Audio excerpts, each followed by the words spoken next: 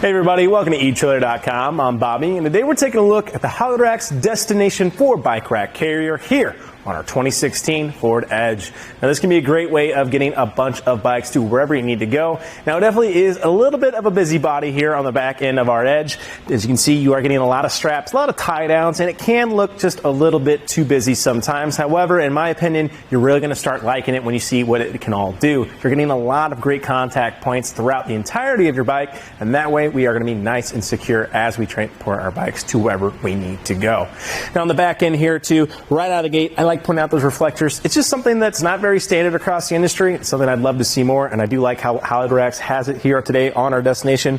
Especially being on our black rack, can be nice to let people know exactly where we are when we're coming home for either those long road trips or, you know, we're getting towards dusk, getting home. Just nice to let everybody know exactly where we are, making sure our family and our friends get home safe without any accidents.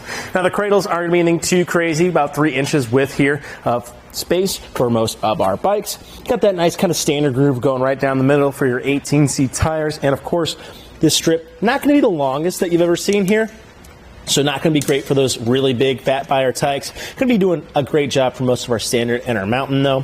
One thing with these guys too, you can transpose exactly where these cradles sit so they can actually shift down or up, just depending on your length of your bike. And I think the versatility of this bike rack really starts coming into play as well. Yes, you're getting a lot of tie downs, but those tie downs do make it very easy to access all of our bikes. Taking a look at the middle here, you are seeing we are having frame contact though. So with a 35-pound capacity per bike, we're not going to have any issue getting most of our standard and mountain bikes up on here. And of course with this center mast here, we're going to have 360 degrees of rotation to make sure we don't have any issue at all clamping onto any of our frames, whether they have diagonal, horizontal, or vertical. Definitely not going to be an issue for us to get most of us on there. I think that's one of the big advantages here. You start seeing a lot of issues with hanging style racks or even on some of the frame mounts with that, irregularities in your like women's bikes, step-through bikes, and kiddos bikes. Luckily for us, with that 360 degree revolution, not going to be an issue. Going to be able to clamp onto any part of our frame that we actually have access to. Now with that being said though, if you were looking at a way of transporting your carbon frame bikes, unfortunately not going to be a great option as we do have that frame contact. So that's kind of just one of the little lackluster guys about the destination. However, still great for getting your kind of standard bikes to wherever you need to go.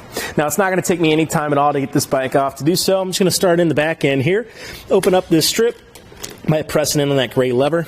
On the inside of here, nothing too crazy in the strip. Going to have a nice little rubber pad there that you want to make sure is sitting on your rim. That way we're not causing any damage. But one thing I do like are these open holes at the very end. Makes it very easy to really tighten these guys down when we get it looped and latched.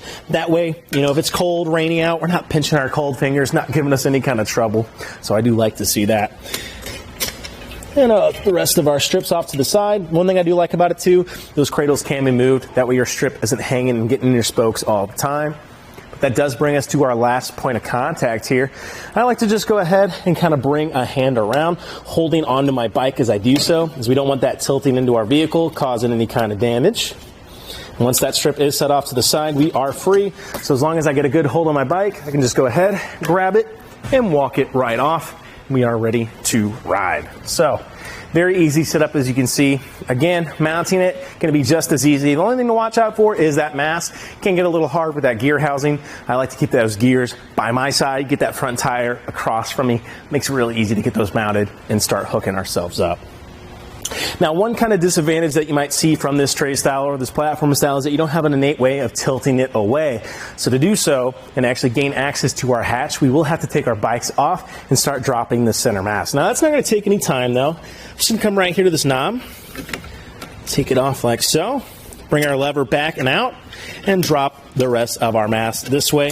The only thing to watch out for, those cradles can get a little clunky in the way, as you guys can see, but once I do get it nice and down, going to be hanging there great for ourselves. What I like to do too is just to take maybe this extra clip or so, that strap I should say, bring it right back down, secure it, and as you can see, that mast is going nowhere now. Going to be great for when we actually put this in its put away function.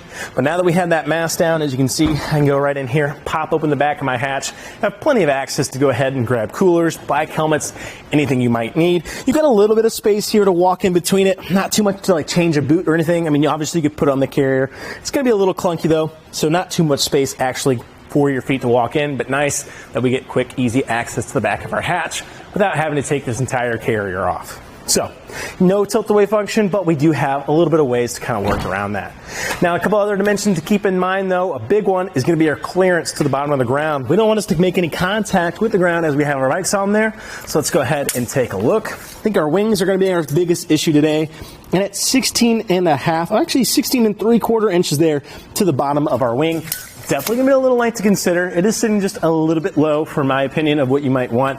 Now, it's not going to be anything too bad, of course. Just keep in mind, as those front wheels go up, the back will go down. It's a little hitch mounted accessory. So, you have a very steep grade, doing a little off-roading can be something to be very conscious of. So, but we do have a way of actually kind of shortening down, as you can see, adding quite a little bit of length here on the back of our edge. Let's go ahead and see exactly what we're working with here.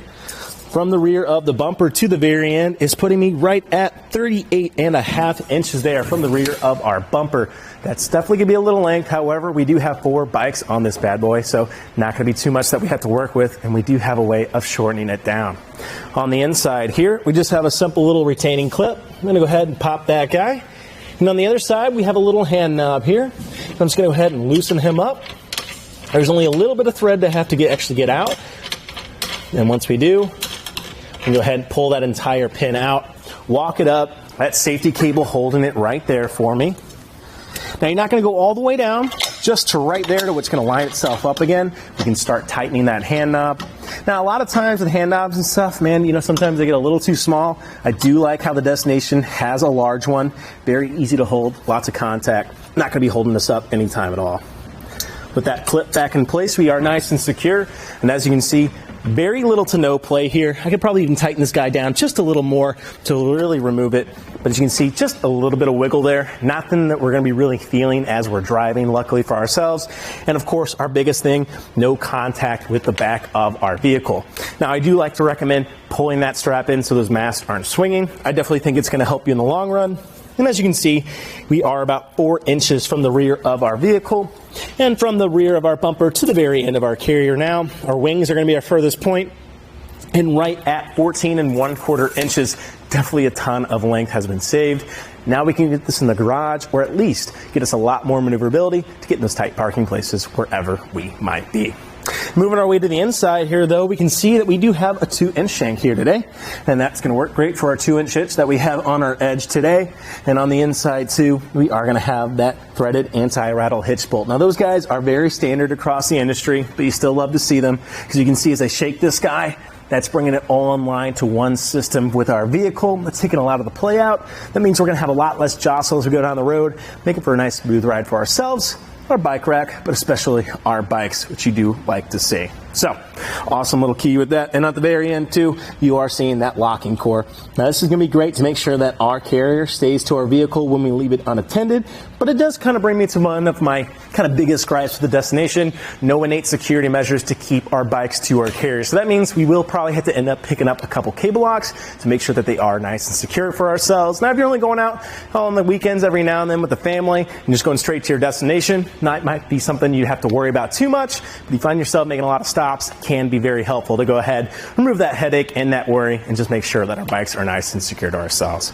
Well, again, though, I think the Destination does a lot for itself. You're getting 4 bike racks without having to reach for those really high-end premium tray styles. I think it's definitely going to do a great job of getting you, your family, or your friends to the trails and get out riding. Well, I think that about does it for our look at the Hollerack's Destination 4 bike rack carrier here on our Ford Edge 2016. I'm Bobby. Thank you guys so much for watching. Now we're going to go ahead and take it on our test course. First, we'll start with the Slaloms. This is going to show the side-to-side action. It's kind of going to mimic the movements that you'll see whenever you're driving down the road normally.